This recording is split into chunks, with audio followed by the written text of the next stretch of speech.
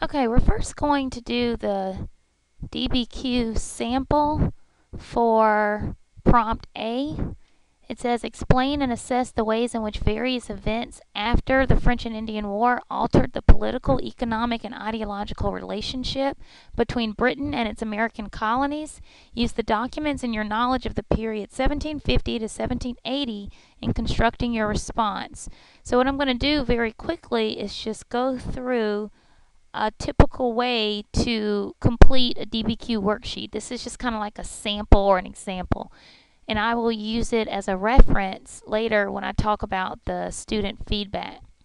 And so the first part of the prompt, of course, tells you to write the prompt. So a student would write the prompt. In this case, I'm typing the prompt. One of the things I've done here is I've highlighted these three words here: political, economic, and social. And that's kind of like the cornerstone of the question of what it's asking us. Explain the ways in which these various events alter the political, economic, and social relationship. That, in essence, those are our three questions. And so when it asks you here to break down the prompt, it's basically asking you, how did the political relationship change between Britain and its American colonies? How did the economic relationship change between Great Britain and its American colonies? And then, of course, it's asking you about the ideological relationship. Now, later when we talk about categories, these are your categories. The categories were provided for you: political, economic, ideological. We have to answer that question about change in each of those three categories. And then the next part, it just asks you to jot down the main idea of each document. And so this is, you go through each document and you just jot down sort of what it is that you see. And you want to be as descriptive as you can, because that helps you to formulate your thesis statement. So an example here of document A, in which you see a picture of a map of North America before and after the French and Indian War. And so I've already beforehand wrote down a few ideas or a few notes here on the DBQ worksheet. And so the political boundary of the English territory expanded, but political expansion was restricted. And that's something I crafted that sentence using both things I see here in the map and also background knowledge of the events and what was going on. Mostly the proclamation of 1763 was what I had in mind when I was referencing the restrictions. So here at document B, when a person reads through the British Order and Council, they're going into details about duties and customs. We know those are things that deal with taxes. And so for the main idea for document B, an example of something that'll be suitable: British officials justified why more revenue was needed from the colonies. And for the most part, they were referencing or kind of insinuating military protection. When a person goes on down to read document C and to get a gist of it, for the most part, it's talking about political representation and taxes. And we know the big theme here, that colonists are refusing to pay higher taxes without political representation. So when you read through that document of the Stamp Act Congress, that was their biggest concern and the reason they protested and were even able to get the Stamp Act repealed, is because they did not have any representation in Parliament. Document D, here you have a political cartoon, and so you have to read it, interpret the message, and an example of a main idea for document D is something to the nature of: colonists felt as if acts and legislation imposed by the British were depowering and destroying them. You see here this person looks kind of disfragmented, destroyed.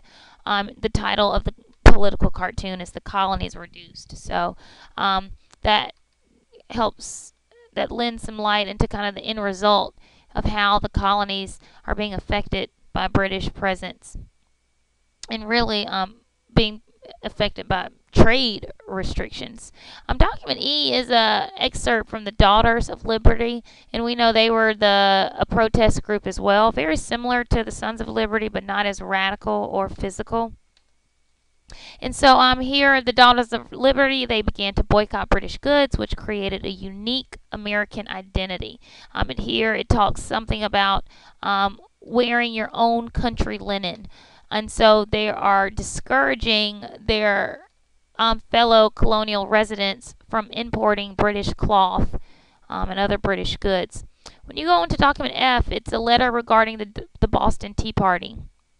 And we had done some background studying and reading on the Boston Tea Party. And so an example main idea sentence would be something to the effect of protest groups disguised their identity and they destroyed 114 chests of English tea.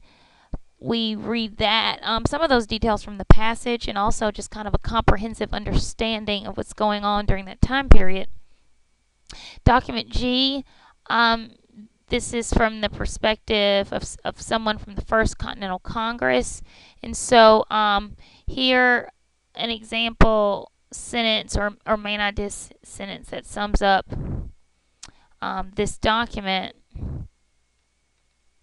will be something to the effect of political bodies formed in the colonies and imposed an embargo on British goods. So these political groups are joining together and they are trying to depower the British in any way that they can. Embargoes, trade restrictions, those are very popular.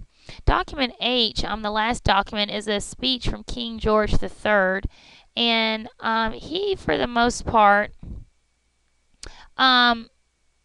is going to send a very strong statement to, oh, sorry, I didn't mean for that to come up. Let me X out of this. He's going to send a very strong statement to the British colonists. And an example of a main idea sentence here, something to the effect of King George and the British believed the colonial subjects were unjustified in their revolt. He kind of has a tone as if they should be proud of being affiliated with the British and they should be loyal. So anyway, next we're going to talk about crafting the thesis statement. So we go on down here, and the next thing we have to do is organize the documents and also establish categories.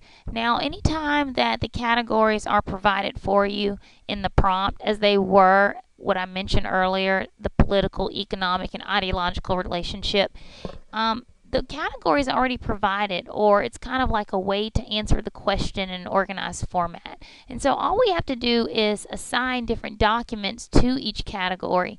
We don't have to create the category labels on our own. And so we're going to have a political category. We are going to have an economic category, and then we're going to have an ideological category.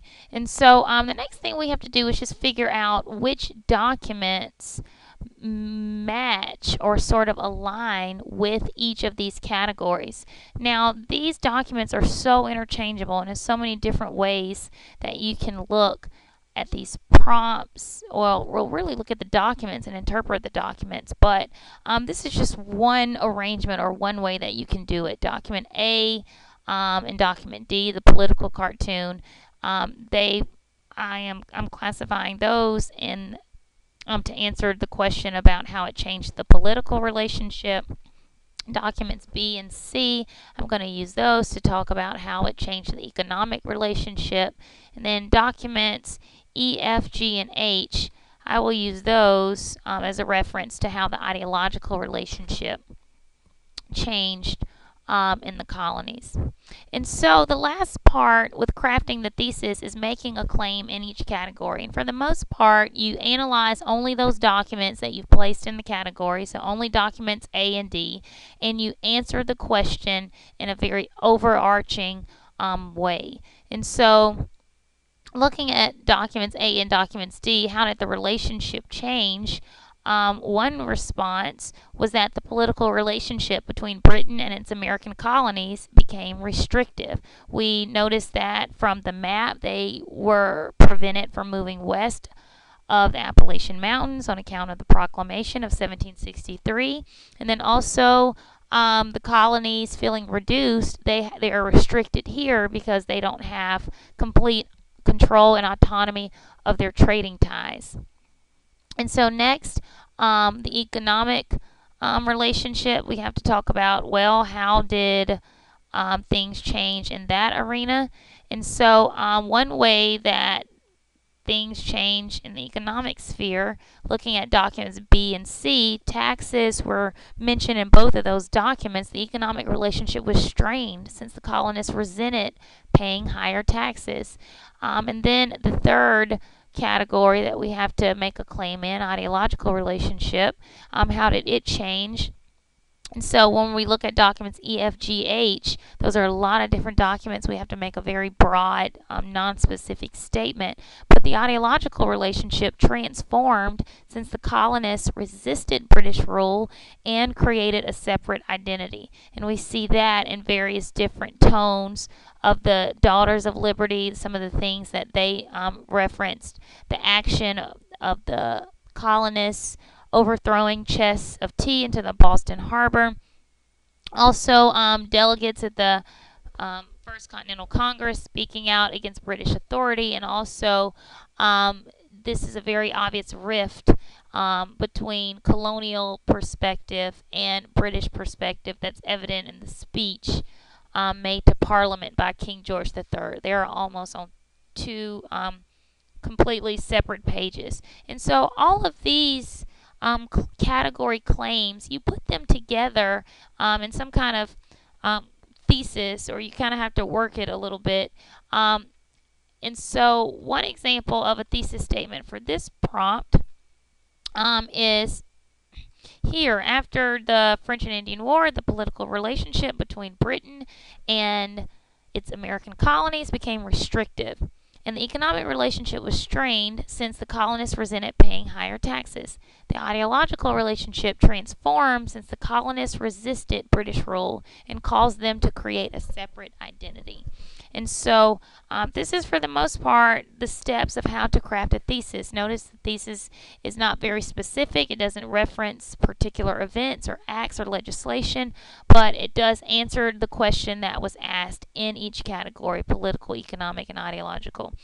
And so the rest of it is very easy. You just go back and look at each document and describe how the document supports the thesis. That's very easy. And then you generate 5 vocabulary words that relate to each document. And that's kind of like, hypothetically, if you were to write the essay, what are some things that you would elaborate about? And so that's pretty much it.